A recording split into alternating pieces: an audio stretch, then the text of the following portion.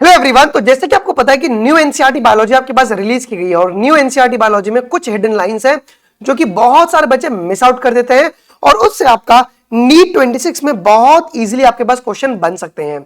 इस वीडियो के अंदर सारी तो मैं लाइंस कवर नहीं कर सकता हूं, लेकिन जो बहुत इंपॉर्टेंट लाइंस है, हिडन लाइंस है, उनको मैं कवर करने वाला हूं और साथ में किस टाइप के क्वेश्चन उस लाइन से बन सकते हैं इसके बारे में भी हम जानकारी देंगे। सो वीडियो शुरू करने से पहले मैं आपको बता दूं कि आपकी जो NCERT line by line explanation है वो 24 तारीख से शाम को 5 बजे आपकी शुरू हो जाएगी। इसके डिटेल शेड्यूल जो है वो कल सुबह आपको पता चल जाएगा, because I will be back to the Mumbai. Okay, आइए so without wasting any further time हम लोग सबसे पहले एकदम लाइन जो है उसको कवर करते हैं। जो पहली लाइन है वो आपके पास केमिकल कंट्रोल एंड कोऑर्डिनेशन के समरी से आता है। देखिए, आप सभी को पता है कि जब आप लोग थ्योरी पढ़ते हैं तो वहां पे एक लाइन लिखा गया है क्या कि जो इंसुलिन डिफिशियंसी होता है उससे कौन सी बीमारी होती है? डायबिटीज मिलाइटस होती है। ये बात हम सभी को पता है, लेकिन अगर एग्जामिनर अगर ये सवाल बता दे कि इंसुलिन रेजिस्टेंस जो होता है उससे कौन सी बीमारी होती है, तो आप लोग यहां पे कंफ्यूज हो सकते हो, जो कि आपके पास समरी में दिया गया है। जब आप केमिकल कंट्रोल एंड कोऑर्डिनेशन पे चैप्टर पढ़ते हैं तो उनके समरी में लिखा गया है कि इंसुलिन डिफिशियंसी या इंसुलिन रेजिस्टेंस, अगर ये दोनों में से अगर कोई भी वर्ड दिया रहेगा तो उससे डायबिटीज मिलाइटस आपका होता है जी। अब सर ऐसे लाइन हमें कब पता चला? तो ट्रैक प्रेप पे क्वेश्चन बैंक्स हम लोग अपडेट कर रहे थे और न्यू क्वेश्चंस ऐड कर रहे थे। उस समय हम लोगों ने हिडन लाइंस को टैप किया और वहां से भी क्वेश्चन ट्रैक प्रेप पर आपके पास अपलोड किया गया है। अगर आप अगले टॉपिक या अगले चैप्टर पे आते हैं तो वो है न्यूरल कंट्रोल कोऑर्डिनेशन के समरी सेक्शन से। अब देखिए, ईयर और आईज तो सिलेबस से डिलीटेड है, बट आपके पास brain, mid brain, fore brain, hind brain, ये तो टॉपिक के अंदर दिया हुआ है। उसके अंदर से कैसे एक ईयर बेस्ड क्वेश्चन बनता है, आइए अब उसके बारे में यहां पे देखते हैं जी। एनसीईआरटी क्या कहती है कि ये आपके समरी सेक्शन में दिया गया है, the mid brain receives and integrate visual, tactile and auditory inputs. इसने क्या बोला कि जो मिड ब्रेन है वो रिसीव करता है, कौन कौन रिसीव करता है और इंटीग्रेट करता है किसको? विजुअल, टेक्टाइल और ऑडिटरी इनपुट्स को। फिर तुम्हारी एनसीईआरटी आगे क्या कहती है कि हाइंड ब्रेन के 3 पार्ट्स होते हैं, कौन कौन से? पॉन्स, सेरेबेलम और मेड्यूला। लेकिन अगली लाइन जो है वो बहुत इंपॉर्टेंट है। अगली लाइन क्या कहती है कि जो सेरेबेलम है, सेरेबेलम ये इंटीग्रेट करता है, it integrates the information receive from the semi circular canals of the year and the auditory system. आपने समझा? आपके पास ब्रेन के वो कौन से 2 पार्ट है जो कि ऑडिटरी सिस्टम को इंटीग्रेट करता है? एक हो गया है मिड ब्रेन और दूसरा है हाइंड ब्रेन। हाइंड ब्रेन का कौन सा पार्ट अगर आपसे कोई पूछे, आप बोलेंगे सर वो है हमारे पास सेरेबेलम।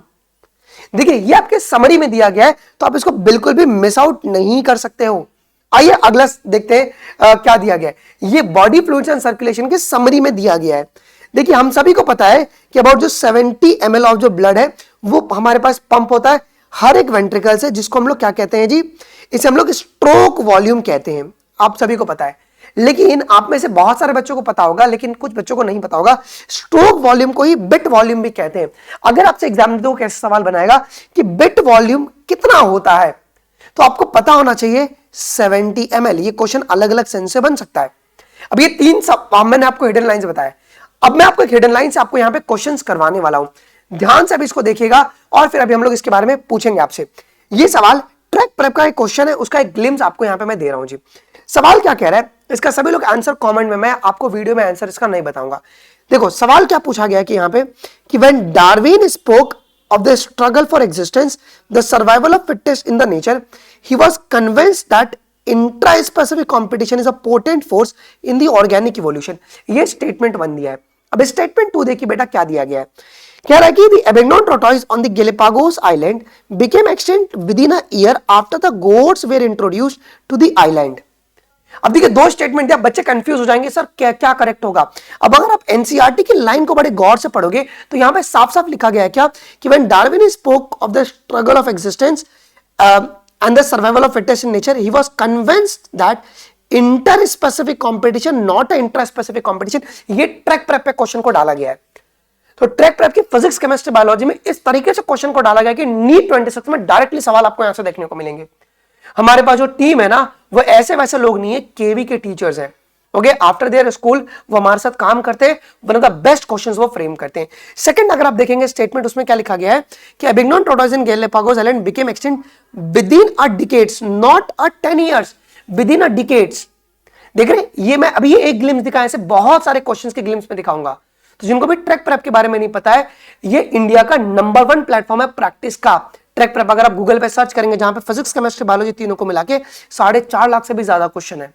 फिर इसी के साथ आपके पास अगर आप लोग ट्रैक प्रेप में एनरोल करते हो तो जितने भी ऑनगोइंग यकीन 1.0 और 2.0 टेस्ट चल रहा है, आप उसको दे सकते हैं। साथ में कस्टम टेस्ट सीरीज है। अगर आपने कोई भी टेस्ट सीरीज ज्वाइन नहीं किया, क्योंकि आपका कोई भी टेस्ट सीरीज जो है वो आपके जो सिलेबस सब कवर कर रहे हो उसको फॉलो नहीं कर रहा है, तो आप लोग अपना कस्टम टेस्ट सीरीज भी बना सकते हो जो अपने सिलेबस के हिसाब से, ठीक है। पेपर डाउनलोड करके आप ओएमआर फिलअप करके स्कैन कर सकते हो और आप लोग रियल नीट का फील घर पे बैठे ले सकते हो। साथ में जब आप पेपर देते हो तो उस पेपर की बेसिस पे नीट 26 में क्या रैंक आ सकता है, कौन सा कॉलेज मिल सकता है, ये सब पता चलता है। ये कोई और प्लेटफॉर्म प्रोवाइड नहीं कराती है। ये सब कुछ सिर्फ आपको 849 पे ही मिल रहा है। तो कैसे एनरोल करना है? ट्रैकप्रेप.in पे जाके आप लोग एनरोल कर सकते हैं। लेकिन थोड़ा भी ठहर जाओ, वीडियो भी बहुत सारा बचा हुआ है। लास्ट आपको बताऊं कैसे आपको एनरोल करना है और क्वेश्चन की क्वालिटी आपको कैसे कैसे देखने को यहाँ पे मिलेगी जी। आइए अगर हम अगला टॉपिक देखेंगे जो कि है लोकोमोशन एंड मूवमेंट। ओके, इनके समरी में क्या बोला गया है कि जो मसल फाइबर होता है बेटा जी, वो आपका एनाटॉमिकल यूनिट होता है मसल का। मसल फाइबर क्या है? एनाटॉमिकल यूनिट है। लेकिन जो सार्कोमियर है ना, ये आपका फंक्शनल यूनिट होता है मसल का।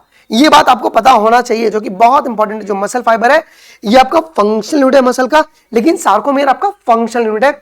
यहां से भी एक सवाल आपको नीट में देखने को बेटा जी मिल सकता है। आइए अगला एक देखते हैं। अब ये लाइन बहुत इंपॉर्टेंट है, आप सभी लोगों ने पढ़ा होगा कि पार्चुरेशन को कौन इंड्यूस करता है, कौन प्रमोट करता है, तो आप लोगों को पता है ऑक्सीटोसिन। क्या सिर्फ वो ऑक्सीटोसिन है? नहीं सर, 3 और हार्मोन्स है। देखिए यहां पे एनसीईआरटी क्या कहती है, the process of child birth, okay, is called parturition, which is induced by the complex neuroendocrine mechanism involving cortisol, estrogen and oxytocin।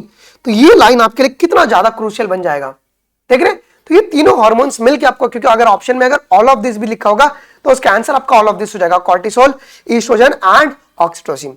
अगला देखते हैं, cell cycle and cell division में एक इंपॉर्टेंट लाइन दिया गया। क्या कह रहा है कि जो G2 फेज होता है, G2 फेज जो होता है is the period of cytoplasmic growth. आप सभी को पता है कि G1 फेज में सेल का ग्रोथ होते रहता है। एस फेज में डीएनए डुप्लीकेट करता है, डीएनए की कॉपीज बनती है ना? क्या क्रोमोसोम की कॉपी बनती है, क्रोमोसोम नंबर आपके पास सेम रहते हैं। G2 फेज में साइटोप्लाज्मिक ग्रोथ देखने को मिलता है। ये आपकी समरी में लाइन को लिखी गई है। तो ये सब हम लोगों ने ट्रैक प्रेप पर अपलोड किया है, ये सारे लाइंस के क्वेश्चंस। अब आइए अगला देखिए क्या लिखा गया। रेस्पिरेशन इन प्लांट्स की समरी को अगर आप देखेंगे तो उसमें क्या बोला गया है कि जो फर्मेंटेशन है वो एक एनियोरोबिक कंडीशन होता है, सभी को पता है। किस में देखने को मिलता है? तो प्रोकैरियोट्स और यूनिसेलुलर यूकैरियोट्स, ये थियरी में भी लिखा गया है। लेकिन जो फर्मेंटेशन है वो आपको जर्मिनेटिंग सीड्स में भी देखने को मिलता है। तो ये लाइन भी आपके लिए बहुत ज्यादा क्रूशियल है बेटा, तो ये बात आप लोगों को ध्यान में रखना है। अगला एक्सक्रीशन की अगर आप समरी पढ़ेंगे तो उसमें क्या लिखा गया है कि जो फिल्टरेशन होता है ना, वो एक नॉन सिलेक्टिव प्रोसेस होता है। जैसे कि यूरिन फॉर्मेशन में 3 स्टेप होता है, कौन कौन सा? Filtration, reabsorption and secretion. अगर एग्जामिनर बोल दे कि यूरिन फॉर्मेशन का कौन सा स्टेप जो है वो नॉन सिलेक्टिव है, आपको पता होना चाहिए बेटा जी वो है आपका filtration. This is a very very very important and crucial line for you guys, ठीक है। आइए अब अगला देखिए, इवोल्यूशन से एक क्वेश्चन है जी। देखिए हम लोग को इवोल्यूशन 2 टाइप का पता है, कन्वर्जेंट और डाइवर्जेंट इवोल्यूशन। लेकिन अगर आपसे पूछ दिया जाए कि ह्यूमंस में किस टाइप का इवोल्यूशन होता है, कन्वर्जेंट या डाइवर्जेंट, तो बहुत सारे बच्चे तुक्का मार के कन्वर्जेंट या डाइवर्जेंट में टिक कर देंगे। लेकिन आपको पैरेलल इवोल्यूशन के बारे में पता होना चाहिए। इवोल्यूशन की समरी में देखो साफ साफ लिखा गया क्या कि the modern man is a most interesting and appears The story of evolution of modern man is most interesting and it appears to a parallel evolution of human brain and language। तो ये कौन सा evolution है बेटा? Parallel evolution आपका देखने को मिलता है जी। तो ये कुछ चैप्टर की कुछ एनसीईआरटी की डेडलाइंस मैंने यहां पर लेकर आया। अब मैं कुछ क्वेश्चंस आपको कराऊंगा। अब यहां पे मैं कुछ क्वेश्चंस आपको कराऊंगा जो यार मैं ना ट्रैक प्रेप को प्रमोट करने से पहले आपको क्वेश्चन की क्वालिटी दिखा दूंगी, किस तरह के क्वेश्चंस हैं। जो बच्चे ऑलरेडी ट्रैक प्रेप पे क्वेश्चन प्रैक्टिस कर रहे हैं वो जरूर से कमेंट में अपना फीडबैक बताइएगा कि आपको फिजिक्स, केमिस्ट्री, बायोलॉजी में कितना कॉन्फिडेंस आ रहा है। मैं आपको दावे के साथ कह सकता हूं कि ऑल इंडिया रैंक 1 अगर प्रैक्टिस के सेंस में अगर होगा तो वो ट्रैक प्रेप से होगा, जिस हिसाब का क्वेश्चन क्वालिटी इसमें रखा गया है जी। देखिए अगर आप देखोगे तो यहां पे एक तरीके का क्वेश्चन आपको देखने को मिल सकता है क्या कि इन द ह्यूमन हार्ट दो डिस्टिंक्ट प्रॉब्लम्स में आकर, पहला कि हार्ट स्टॉप कर दे बीटिंग, और दूसरा है कि हार्ट मसल जो सडनली डैमेज कर जाए। अब ये कंडीशन को आपको बताना है। अब देखो, अगर आप बड़े गौर से अपनी एनसीईआरटी में देखोगे तो आप कार्डियक अरेस्ट में क्या बताया गया कि जब हार्ट अपना बीटिंग करना बंद कर दे, और अटैक में क्या, जब हार्ट मसल सडनली डैमेज हो जाए इनएडिक्वेट ब्लड सप्लाई से। अब देखिए, तो जो ब्रैकेट होती है वहां से भी सवाल आपके पास बनते हैं, तो वो भी क्वेश्चन आपका ट्रैक प्रेप पे डाल दिया गया। आइए एक और एक क्वेश्चन देखते हैं। पीबीआर 322 पे अभी ये डायग्राम है, इस डायग्राम से गारंटी बेटा मैच दी कॉलम क्वेश्चन बनेगा। क्या बनेगा? मैच दी कॉलम क्वेश्चन आपको गारंटी देखने को मिल सकता है। ट्रैक प्रेप की पूरी ईयर की सब्सक्रिप्शन सिर्फ और सिर्फ 849 में। 849 में आपको 4.5 लाख का question bank, physics, chemistry, biology, Yakeen 1.0, 2.0, custom test series, type wise test, chapter wise, topic wise, हर एक टाइप का टेस्ट आप लोगों को कंप्लीट एक्सेस मिलता है 849 के अंदर। आइए कुछ और क्वेश्चंस देख लेते हैं, जैसे कि ये सवाल देखिए, यहां पे क्या बोला गया बच्चों, सॉरी, बोला गया कि conversion of glucose to glucose 6 phosphate, the first irreversible reaction of the glycolysis is catalysed by, कौन सा है वो एंजाइम? तो एनसीईआरटी में साफ साफ हेक्सोकाइनेज के बारे में लिखा गया है, तो ये डायरेक्टली क्वेश्चन एक आपके पास बनाया गया। देखिए अब ये कितना इंपॉर्टेंट क्वेश्चन है बेटा। क्या बोला गया कि Mendel cross the tall plant from F1 generation with the dwarf plant and he called a test cross. ये स्टेटमेंट गलत है। अगर आप एनसीईआरटी पढ़ोगे तो क्या बोला गया है, therefore to determine the genotype of the tall plant at F2 Mendel cross the tall plant from F2 generation with the dwarf plant and this he called as a test cross। इसको उन्होंने test cross बोला। ये अगला, the Punnett square is a graphical representation, जिससे हम लोग genotype को calculate करते हैं, ना कि फिनोटाइप को। ये एनसीईआरटी की सीधी सीधी लाइन है, देख रहे हो। इस तरीके की जो भी हिडन लाइंस है वो सब के सब आपके पास ट्रैक प्रेप पे अवेलेबल कराया गया है। सो 849 ये दो बर्गर से भी सस्ता। ओके, ट्रैकप्रेप.in से आप लोग डायरेक्टली आप कैसे परचेस कर सकते हो उसके बारे में बताऊंगा। सो सॉरी, इट्स 849 में आपको क्या क्या मिलेगा, पूरे प्लेटफॉर्म का एक्सेस मिल जाएगा, जिनमें आपके पास 4.5 लाख क्वेश्चन बैंक है, फिजिक्स, केमिस्ट्री, बायोलॉजी के चैप्टर वाइज, टॉपिक वाइज सभी का आपको मिल जाएगा क्वेश्चन बैंक। जितने भी आपकी ऑनगोइंग या अपकमिंग टेस्ट सीरीज है, ओके, यकीन टेस्ट सीरीज में कुल 200 पेपर्स हैं, ओके, 200 पेपर है, उसका आपको एक्सेस। कस्टम टेस्ट में आप लोग पीडीएफ को डाउनलोड कर सकते हैं, चैप्टर वाइज, टॉपिक वाइज आप टेस्ट दे सकते हैं। हर एक टेस्ट के बाद आपके पास दिखाएगा कि नीट 26 में आपका एक्सपेक्टेड रैंक क्या आ सकता है, और कॉलेज प्रिडिक्ट करेगा। प्लेटफॉर्म पे जितने भी क्वेश्चन प्रैक्टिस करेंगे उसके बेसिस पे नीट 26 के रैंक को प्रिडिक्ट कर देता है, और कौन सा कॉलेज उस रैंक पे मिलेगा ये भी बता देता है। ये कोई और प्लेटफॉर्म आपको नहीं बताएगा जी। एआई स्केड्यूल मेकर आपका ऐड कर दिया गया, बस आपको अपना डेडलाइन डालना है, ये आपके लिए स्केड्यूल बना के रेडी कर देगा। AI YouTube, AI tutor, OMR scanning आपके ऑफलाइन टेस्ट के लिए, ठीक है। और आपको एक्सक्लूसिव सपोर्ट मिलता है व्हाट्सएप पर 8433771399 पर। इस व्हाट्सएप नंबर पर आप लोग कोई भी डाउट रहेगा आप लोग सीधा पिंग कर सकते हैं। सर कैसे परचेस करना है, तो दो तरीके से आप लोग परचेस कर सकते हो। आप लोग सीधा या तो ट्रैकप्रेप.in पे विजिट कर लीजिए, आप विजिट कर सकते हैं ट्रैकप्रेप.in पे। ओके, टेस्ट वाले सेक्शन में आपको 3 टेस्ट फ्री मिलेगा, 3 टेस्ट फ्री। आप पहले 3 टेस्ट को फ्री में देके क्वेश्चन की क्वालिटी खुद आप पहले इस्तेमाल कीजिए, फिर विश्वास कीजिए। फिर आपको यहाँ पे अपग्रेड टू प्रीमियम का बटन दिखेगा, सिर्फ आप उसको क्लिक करोगे, आप लोग को यहाँ पे कोड मांगेगा, तो आप हैप्पी 15 कोड लगा देना। सो 849 में आपको मिल जाएगा। हम लोग बेटा अगले एक हफ्ते बाद इसकी प्राइस हाइक करने वाले हैं। या दूसरा तरीका क्या है, ये क्यूआर कोड है, आप डायरेक्टली, ये 849 का सीधा क्यूआर कोड है, आप इसका स्क्रीनशॉट ले लीजिए, सीधा पेमेंट कीजिए, पेमेंट का स्क्रीनशॉट, और जो आपका ईमेल आईडी ट्रैकप्रेप पर रजिस्टर्ड है वो आप लोग इस व्हाट्सएप नंबर, वही व्हाट्सएप 8433771399, इस व्हाट्सएप नंबर पे आप भेज देंगे, तो हम आपको क्या करेंगे बेटा, मैनुअली एक्सेस दे देंगे जी। तो दोनों तरीके से आप लोग कर सकते हैं जी।